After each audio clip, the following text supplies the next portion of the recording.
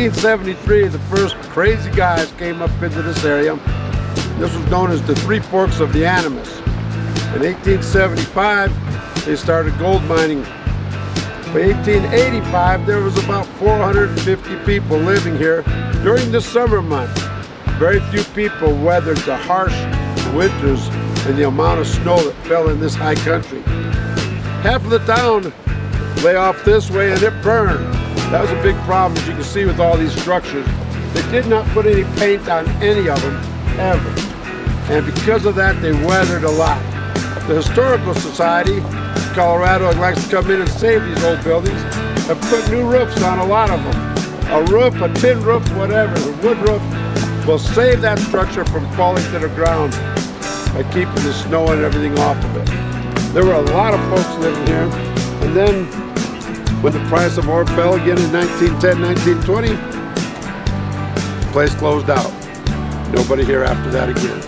So it's amazing that this stuff is still around for us to look at 100 years later. It's amazing. We've got a lot of houses still on this side of the road. On the other side of the road, none. One of the big problems they had back in the day, they were all built tight and close together. Fire. The other side of the street caught fire and roared all the way down, burned every one of the houses that was there many years ago. I don't believe there was any loss of life at that time, though.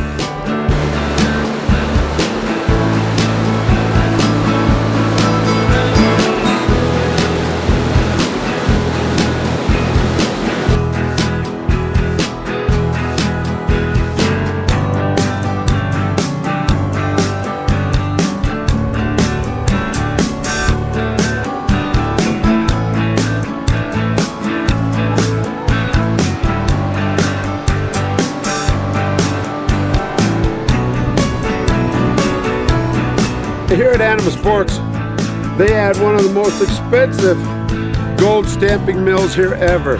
It was called the Gold Prince Mill, and that thing cost them over $500,000 to build back in 1904.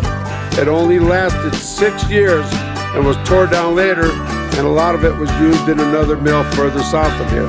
But at that time, they had 100 stamp mills pounding the ore into sand, running it across the tables to extract the gold and the silver off of it.